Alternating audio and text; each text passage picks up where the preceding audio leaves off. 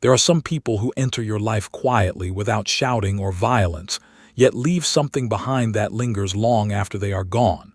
You speak with them, you work beside them, you share a history with them, and afterward you feel strangely diminished. Your chest tightens. Your thoughts grow heavy. Sleep becomes restless. Nothing dramatic happened, and yet something inside you feels disturbed. Most people do not call this danger. They call it stress. They call it misunderstanding. They tell themselves it will pass. But Ibn Arabi warned that the most destructive prisons are not built of walls or iron. They are built inside the human heart. You may have noticed this in your own life. Someone speaks to you with subtle contempt. Someone constantly questions your intentions. Someone drains your energy with criticism disguised as concern. And long after the conversation ends, they remain with you, not in body but in thought. You replay their words while walking, while eating, while lying in bed. You argue with them in your mind. You imagine what you should have said. You wonder why they treat you this way. And slowly, without realizing it, they move inside you. This is the quiet danger most people ignore. Evil does not always arrive as cruelty or betrayal. Sometimes it arrives as occupation.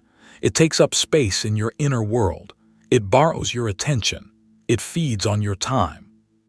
Ibn Arabi said that the greatest prison a human being creates is the prison of other people's opinions. Not because opinions are powerful, but because we grant them residence. We give them keys. We let them sit in places that were never meant for them. Ask yourself gently, how many hours of your life have been spent turning someone else's behavior over in your mind? How many days have been clouded by the need to understand why someone wronged you? How many moments meant for peace were surrendered to resentment?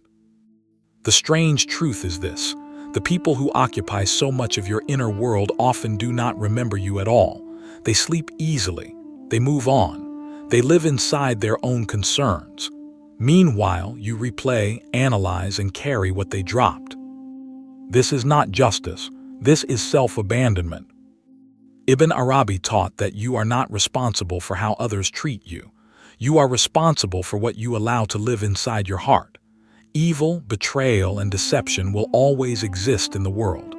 There will always be someone who speaks unfairly, who envies quietly, who stains your name. This is not new. This is part of the human condition.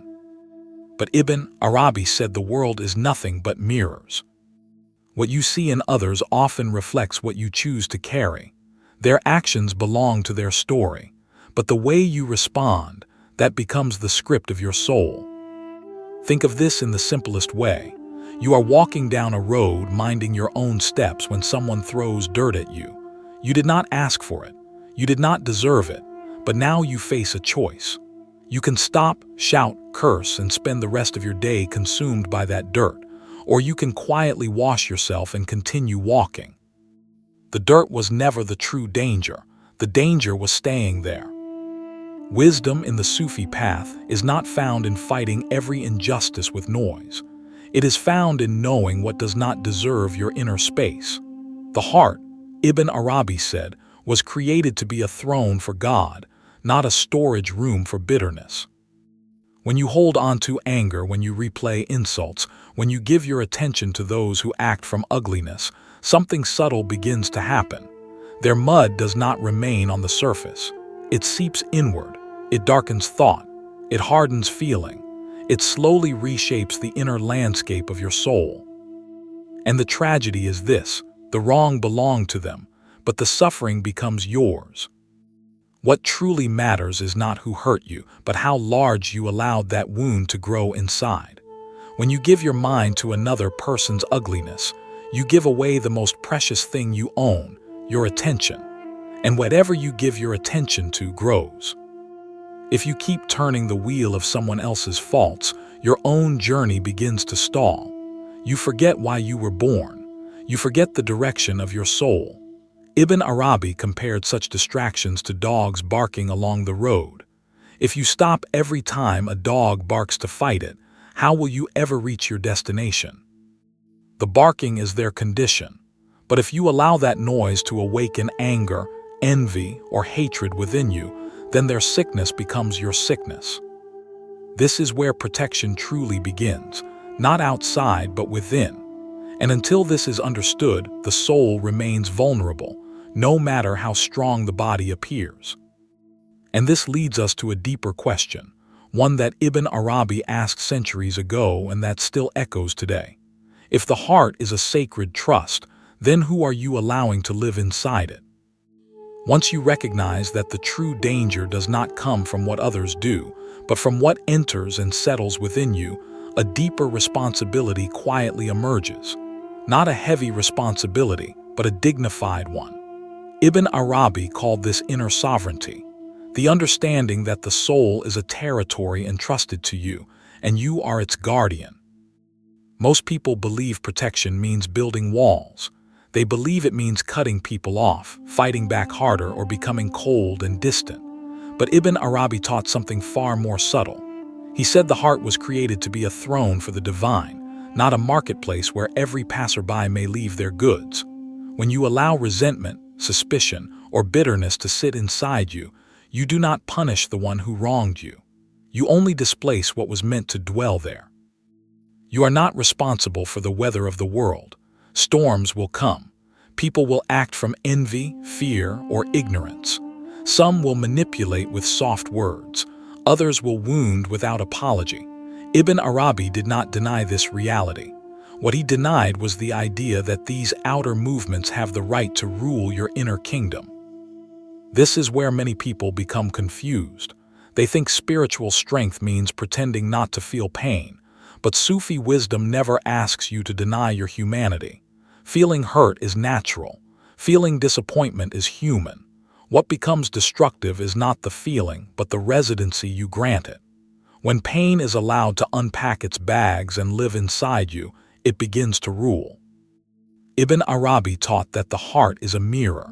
Whatever you allow to remain upon it determines what you will see. If resentment settles there, the world will appear hostile. If fear settles there, every encounter feels threatening. But if clarity and remembrance polish that mirror, even difficult people lose their power over you. Consider how often harm enters disguised as something reasonable. Gossip arrives as concern. Control arrives as care. Criticism arrives as honesty. These are not always shouted attacks. Often, they are quiet influences that seek agreement. The moment you agree internally, the gate opens. This is why Ibn Arabi emphasized discernment over reaction. Discernment means recognizing what belongs to you and what does not. Someone's cruelty belongs to their upbringing, their wounds, their blindness. It does not belong to your heart unless you invite it in. You may have noticed this difference in your own life. Two people face the same criticism. One carries it for years, reshaping their self-worth around it. The other reflects, takes what is useful and releases the rest. The difference is not strength or weakness. It is sovereignty. Inner sovereignty means knowing that your soul is not public property. Not every voice deserves a seat inside you. Not every emotion deserves permanence. Ibn Arabi warned that when you surrender this authority, you become a tenant in your own heart, living under rules set by others. This is why spiritual protection is not isolation. It is not withdrawing from life or avoiding people. It is learning how to stand in the world without letting the world take possession of you. A guarded heart is not a closed heart. It is a clear one. There is a quiet dignity in this teaching. You do not need to announce your boundaries. You do not need to explain your silence. Protection happens the moment you decide that your inner space is sacred. That decision alone changes how harm approaches you.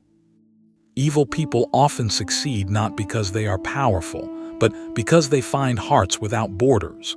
Hearts that explain too much. Hearts that absorb too deeply. Ibn Arabi would say that when you understand the value of what you carry, you stop leaving the door open to those who would trample it. And this raises a necessary question, one that cannot be avoided if the soul is to remain whole. At what moment does harm truly begin? Is it when someone speaks, or when you allow their words to echo long after they should have faded? There is a moment so small that most people never notice it. Nothing dramatic happens. No voices are raised. No door is slammed. And yet, this is the precise moment when harm crosses from the outer world into the inner one. Ibn Arabi taught that evil does not force its way into the heart. It waits to be welcomed. You may recognize this moment. A comment is made, subtle but sharp. A look is given, dismissive, almost casual. The conversation ends, yet it follows you. Hours later, you find yourself replaying it. You reconstruct the scene. You imagine what you should have said. You feel the heat of anger rise, even though the person is no longer there. That is the moment. Nothing new has happened, but something has been invited inside. Ibn Arabi described the world as a system of mirrors. What approaches you from outside only becomes real when it finds a reflection within. An insult spoken into empty air dies there. But when it finds a home inside your thoughts, it begins to live, grow, and reshape you. Most people believe harm enters at the moment of offense. In truth, it enters at the moment of fixation. The instant you begin to turn someone else's behavior over and over in your mind, attention is given, and attention is the key that unlocks the door. Think of a stranger knocking at your home late at night. You did not invite him. You did nothing to deserve his presence. But the harm does not begin at the knock. It begins only if you open the door and ask him to stay. The knocking may be rude. It may be unjust, but it is temporary unless you respond. This is why Ibn Arabi emphasized that recognizing evil is not the same as absorbing it. Awareness does not require ownership. You can see dirt on the road without kneeling in it. You can hear barking without stopping your journey. But the moment you pause, engage, and linger, what was outside begins to mark you. Consider how often this happens in ordinary life. Someone spreads a rumor. Someone undermines you quietly. Someone treats you unfairly while maintaining a pleasant surface. You tell yourself you are only thinking it through, trying to understand. But the mind, once it circles a wound, does not heal it. It enlarges it. Ibn Arabi warned that the heart is like clear water. Whatever you drop into it will reflect back at you. Drop suspicion, and the world becomes suspicious. Drop bitterness, and even kindness begins to taste bitter. The outer event has already passed, but its echo continues because it has found residence.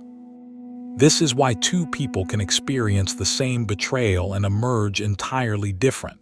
One carries it like a sealed letter, unopened, growing heavier with time. The other reads it once, learns what is necessary, and lets it go. The difference is not forgetfulness. It is containment. There is a common misunderstanding that letting go means excusing harm. Sufi wisdom never asks for that. Letting go means refusing to allow poison to circulate through your being. You acknowledge what happened. You name it clearly. And then you choose not to carry it further than necessary. The Sufis often spoke of guests of the heart. Some arrive briefly and leave. Others stay and rearrange the furniture. Evil people, Ibn Arabi taught, only succeed when they are seated like honored guests, when their words are replayed, when their actions are analyzed endlessly, when their presence becomes an inner companion. But you always stand at the threshold. The moment you notice the mind returning to the same bitterness, the same resentment, the same argument, that is your signal. That is the door. You can close it gently, or you can leave it open and watch your inner space fill with what was never meant to live there. This moment decides everything, not the insult, not the betrayal, not the injustice, but whether you choose to carry it forward or let it fall where it belongs, outside you. And this leads to an even more unsettling truth, one that Ibn Arabi made clear with great precision. Evil cannot destroy what it cannot reach, but when it does enter, it rarely attacks what you expect. It targets something far more precious. When people speak of harm, they often imagine loss that can be seen. Reputation, relationships, comfort, security. But Ibn Arabi taught that evil rarely destroys what is visible first. It reaches instead for what is quiet, subtle, and irreplaceable. There are things no human being can take from you. Your essence cannot be stolen. Your worth is not diminished by another's behavior. Your soul does not become impure because someone acted with malice. These remain untouched unless you abandon them yourself. What evil destroys when allowed inside is far more costly. It destroys clarity, it steals direction, it consumes time. You may have noticed this without nomming it. A single act of betrayal happens in minutes, but the replay lasts weeks, months, sometimes years. The event ends, yet the mind keeps returning, circling the same thoughts, feeding the same emotions. This is where the true damage occurs. Ibn Arabi warned that time is the most precious trust given to a human being. It is not measured in years, but in attention. Every moment you spend revisiting another person's cruelty is a moment no longer available for growth, remembrance, or peace. Consider how fiercely people defend what they believe is valuable. If someone steals their money, they react. If someone damages their property, they demand justice. But when someone steals their hours, through anger, resentment, and mental captivity, they often offer them willingly. This is the quiet theft most people never confront. Ask yourself honestly, how many nights have been lost to replaying words that cannot be changed? How many mornings have begun with bitterness instead of clarity? Who benefits from this exchange? The one who wronged you moves on. The cost is paid by you alone. Ibn Arabi said that the heedless person is robbed each day, yet never cries thief. His life is taken in small pieces until nothing remains. This is not said in condemnation. It is said as warning, because what is lost is not only peace, but the very material from which a meaningful life is built. Evil people cannot drain your strength directly. They drain it by redirecting it. Your energy flows where your attention goes. When it is fixed on someone else's shadows, it cannot nourish your own becoming. This is why resentment feels exhausting. It is labor without harvest. You expend effort, but nothing grows. No insight emerges. No healing occurs. Only repetition. There is a painful irony here. The more you dwell on the actions of someone who harmed you, the more intimately you carry them. Their presence expands within you, even as they disappear from your life. Ibn Arabi taught that this is the greatest injustice we commit against ourselves. Evil cannot touch what it cannot reach. It cannot corrupt the soul directly, but it can distract the guardian. While you watch the wound, the gate remains unguarded. While you replay the insult, the hours slip away. Time is life. Each breath is a step closer to the end of this journey, and yet many people spend that breath feeding what diminishes them. They water bitterness as if it were a plant that will one day bear fruit. It never does. What grows instead is heaviness, a narrowing of vision, a life lived smaller than it was meant to be. This is why Ibn Arabi insisted that protection is not about eliminating evil people from the world. That is impossible. Protection is about refusing to let them shape the interior of your life. You do not need to fight them. You need to stop donating your time to them. And here, a deeper understanding begins to form. If evil's true weapon is not action but attention, then the most powerful form of protection is not resistance, but mastery. This brings us to the hidden gatekeeper of the soul, the force that decides what enters and what dissolves before it can harm. Ibn Arabi spoke of attention as a sacred fire, not because it burns others, but because it shapes the one who carries it. Where this fire is directed, transformation occurs. Where it is wasted, the soul weakens quietly. Most people believe they are harmed by what happens to them. Ibn Arabi taught that they are shaped by what they attend to. Attention is not neutral. It nourishes, it enlarges, it gives form. You can see this in ordinary life. Place your attention on a wound and it grows sensitive, inflamed, alive with pain. Place your attention on learning and understanding deepens. Place it on fear and the world begins to feel hostile. Place it on remembrance, and even difficulty loses its weight. This is why Ibn Arabi warned that when you give your attention to another person's ugliness, you give away the most precious thing you own. Attention is life in motion. What you follow with your gaze begins to follow you back. The Sufis often compared attention to fire. Scattered, it is like sunlight spread across the sky, gentle, warm, but incapable of change. Focused, it becomes like light passing through a lens, capable of burning, transforming, reshaping reality itself. This is not poetry alone. It is a spiritual law. What you focus on, you become. When attention is fixed on cruelty, suspicion quietly enters the personality. When it is fixed on betrayal, trust begins to wither everywhere, even where it was once deserved. The soul does not distinguish between justified and unjustified focus. It only responds to what it is fed. This is why obsession with evil people is so dangerous. At first, it feels like vigilance, like self-protection. But over time, the very qualities you despise begin to echo within you. Speech grows sharp. Thoughts grow defensive. The inner child becomes guarded, tense, afraid to trust. Ibn Arabi taught that the gaze is a seed. Whatever it rests upon takes root in the heart. Look long enough at thorns and pain grows familiar. Look long enough at roses and fragrance enters your being. This does not mean denying darkness exists. It means refusing to live inside it. You may have noticed how two people can face the same hostility and respond differently. One becomes bitter, defined by what happened. The other grows quieter, clearer, more deliberate. The difference lies not in the event, but in the direction of attention after the event has passed. Attention decides whether an experience becomes wisdom or poison. When your attention is captured by the wrongdoings of others, your inner fire is redirected away from your own growth. The hours that could have been spent building, learning, remembering, or healing are spent circling the same injury.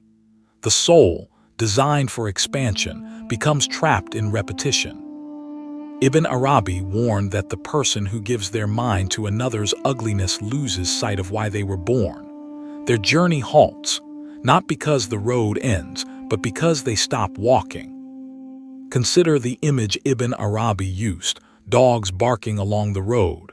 The barking is loud, persistent, sometimes frightening. But it is not the journey. If you stop every time a dog barks to fight it, to argue with it, to silence it, you will never reach your destination. The barking is the dog's condition. Your task is to continue walking. When you allow barking to awaken rage or fear within you, then the noise has succeeded. It has redirected your attention. It has claimed your fire. Protection, then, is not about silencing the world. It is about choosing where your attention rests. When your gaze is anchored in your own becoming, in remembrance, in the work of your soul, evil people lose their influence without confrontation. And this reveals a quiet but powerful truth. The world does not change first. The one who changes is the one who redirects their gaze. Two people may walk the same street, breathe the same air, hear the same voices, yet they live entirely different lives. And that difference is decided by where they place their attention. Ibn Arabi often returned to a simple truth. The world itself is neutral. It does not favor or oppose you. It merely reflects what the soul brings to it. This is why two people can stand in the same place, experience the same events, and yet live in entirely different realities. Imagine two people walking the same street at the same hour. The same sounds surround them. The same faces pass by. The same dust rises beneath their feet. One notices only the filth along the road. Every broken stone confirms his bitterness. Every careless word feels like proof that the world is cruel. He walks heavy, burdened by what he sees. The other notices the small blossoms pushing through cracks in the pavement. He hears laughter somewhere in the distance. He senses the quiet order beneath the chaos. He walks the same street, yet his heart remains light. Nothing in the street changed. The difference was not the world. It was the condition of the soul. This teaching is not meant to deny suffering. Pain is real. Injustice happens. People act with malice and deception. Ibn Arabi never asked us to pretend otherwise. What he asked was far more demanding. He asked whether we would allow the condition of others to become the condition of our own hearts. When evil people enter your life, they test this truth immediately. Their presence becomes a mirror. Do you carry their darkness forward, or do you leave it where it belongs? Do you allow their behavior to define your inner weather, or do you remain rooted in something deeper? You may have seen this contrast in your own life. Two people endure the same betrayal. One becomes suspicious of everyone, trust closes, the world narrows. The other becomes more discerning but not hardened, wiser but not bitter. The event was the same. The soul's response was not. Ibn Arabi taught that protection does not come from controlling the world. It comes from aligning the inner world. When your inner world is ordered, external chaos loses its authority over you. This is where many people misunderstand spiritual strength. They imagine it means becoming emotionally distant or cold. In truth, it means becoming selective. You feel deeply, but you do not allow every feeling to stay. You observe, but you do not cling. At the center of this teaching is the image of the inner child. That part of you that is still innocent, still capable of wonder, still sensitive to beauty. Ibn Arabi would say that your soul is like a child entrusted to your care. If you expose it constantly to bitterness, criticism, and hostility, it grows fearful and withdrawn. If you guard it, it grows strong without becoming cruel. Ask yourself quietly, whose voices echo most often inside you? Are they voices of fear, accusation, and resentment? Or are they voices of remembrance, purpose, and clarity? Every day, without realizing it, you feed something within you. You nourish either your wounds or your wisdom, and what you feed becomes your companion on this journey. This is why protection of the soul is not a single decision, but a daily practice. You choose again and again what you allow to remain inside. You choose whether the events of the world become teachers or tormentors. Two souls may walk through the same world, face the same evil, endure the same trials. One becomes smaller, the other becomes deeper. The difference is not fate, it is attention, discernment, and care. And when this truth settles within you, another question naturally arises. If the soul is a trust, and the world constantly tests it, then how does one protect it in practice? Before the damage hardens, before years are lost, before it truly becomes too late. Protection of the soul does not begin with force. It begins with recognition. Ibn Arabi taught that by the time bitterness feels normal, the damage has already settled. Too late, he warned, is not when someone harms you. It is when your heart grows accustomed to carrying what was never meant to live there. Most people wait until they are exhausted, hardened, or numb before they ask how to protect themselves. But Sufi wisdom does not wait for collapse. It whispers early, quietly, while the heart is still soft enough to turn. To protect your soul, you must first understand this. Not every battle deserves your presence. Not every word deserves your reply. And not every person deserves access to your inner world. This is not weakness. This is discernment. Ibn Arabi taught that evil people do not arrive to destroy your soul directly. They arrive to test your boundaries. They see whether you will explain yourself endlessly, defend yourself compulsively, or reopen the wound each time it begins to heal.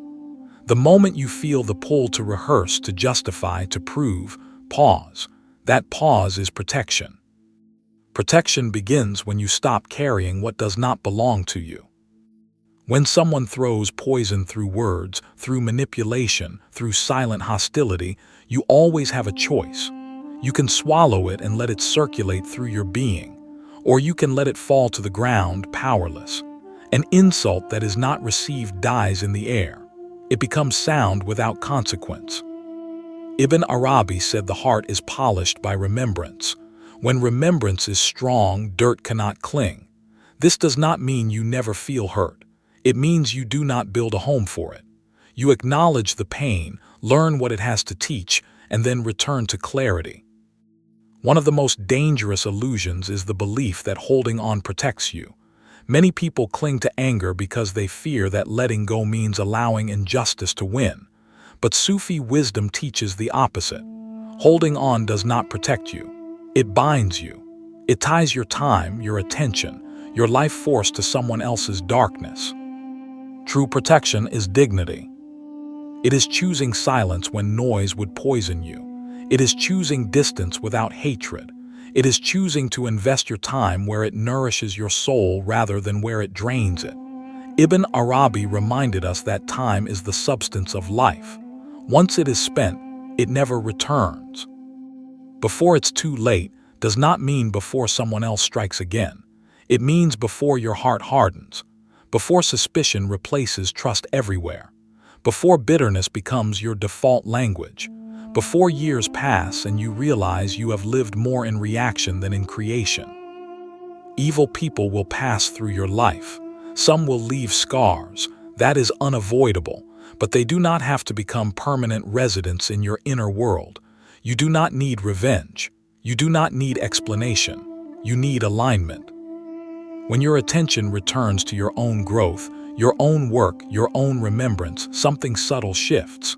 The voices that once felt loud begin to fade. The faces that once haunted your thoughts lose their power, not because they changed, but because you did. This is the quiet victory Ibn Arabi spoke of. A life so well guarded, so internally ordered, that old poison can no longer reach the heart. A soul so rooted in its purpose that evil finds no place to settle. In the end, protection is not about becoming untouchable. It is about becoming sovereign. Your soul is a trust. Guard it as you would guard a child in a storm. Choose what you carry. Choose where your attention rests. Choose what kind of life you are building with your days. Because evil people will exist, that is certain. But whether they shape you, that choice has always been yours. Before we part, pause for a moment and reflect.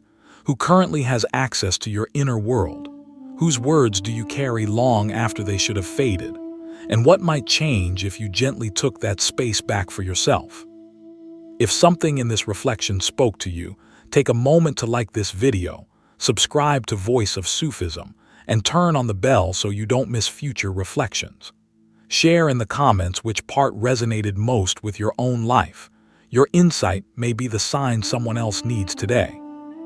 You'll find more stories and teachings waiting for you on the screen now. Until next time, walk gently, guard your soul, and remember, nothing is random and every moment is an invitation.